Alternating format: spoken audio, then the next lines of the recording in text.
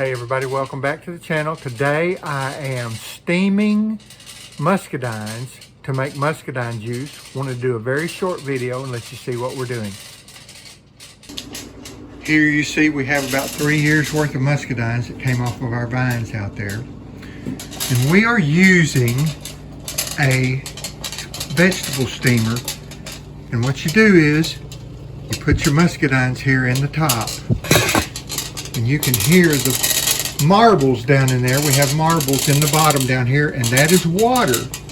And it boils up super hot, and then it comes up through a chamber in the middle here that has a funnel in it. And I can't take that off, but this is kind of like a colander. It has holes all around the bottom. It falls down into here, the juice does, and then it comes out and you can it. Of course, you sterilize these jars in your dishwasher like we did, and you clean your bands, and we're just heating our caps back there. We're not boiling them. You don't have to do that any longer. But then it's questionable as to whether or not you have to water bath them when you're finished, but we do. We go ahead and we take them, and after we put the lid on them and the ring, we put them over here in the water bath, and you see that I have the water bath ready, and we'll water bath them for 10 minutes. And that's all you have to do to get some great juice out of your muscadines. Just a little information on how this steamer works. Look, see this condensation? It's cold. I can still put my hand on it. I can put my hand up here on the top. Let me use my non-contact thermometer and show you.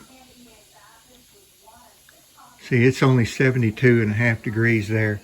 The middle section where the steam's coming up from the bottom and hitting these muscadines, and the juice is beginning to fall in here, it is 87. And this section down here where the boiling is going on right now is still just 106. And I can't get it to go any higher because of the way that our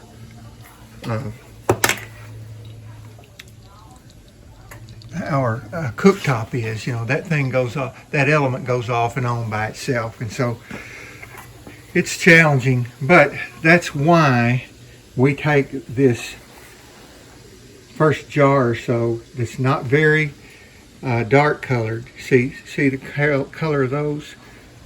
See the color of those muscadines? Most of the jars are going to come out, and that liquid's going to look closer to that. So we'll take this and we'll pour it back in, and it will help warm up those on the top. Additionally, it'll just mix it all together, and so we'll have a better blend. And so just wanted you to see how that works, because some people go, well, it's boiling down here, but I can still put my hand up here. You can, and until this really gets good and hot up here, it's not doing its job. And so it has a long way to go yet.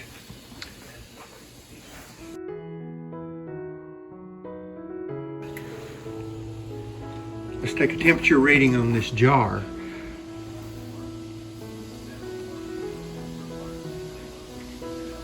(120). There we are, 131.1. And so it's getting hot where all of that is steaming and coming out.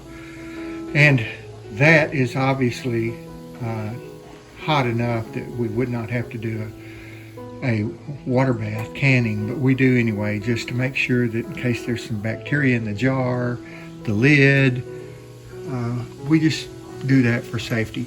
But that gives you an idea of how that thing is cooking and what's happening.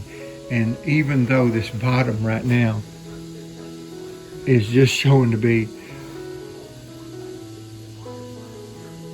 115, 116, somewhere in there, it is really doing a job inside there to get that juice out of those muscadines. You can hear the marbles in there. And the reason you have the marbles in there is to make the surface break so that it will actually boil. And secondly, though, and most importantly, is so that whenever you've boiled all the water out of there, you won't hear the marbles jiggling anymore. And it's an audible signal that you need to stop and that you need to put more water in there. so that you don't ruin your steamer. There's the color of our third jar. And it darkens up a little bit after you can it. So that gives you an idea of what the juice looks like.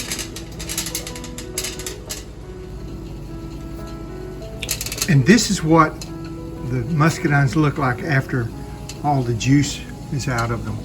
See how light they look compared to those? You can get about, when you fill that top up there, you can get about 3 quarts out of it. And that's what we did. And I'll dump those in this ice chest, and we'll put them out back for the raccoons and possums and whatever to have. Actually, we'll probably put them in our compost pile, but they'll get into them anyway. But we'll compost those to go in our garden next year. Okay, I've refilled the bottom. It took 3 of these little quart pans to refill this bottom from this very first batch. I refill the top, as you can see, and I fill it all the way to the top. And it'll be cooked down to about right here whenever we finish. That's what we do. As some people say, rinse and repeat. Well, you just do it over and over again. And I'll be doing this all day long as we do this. And we'll be producing some of this gold right here. This tremendous stuff.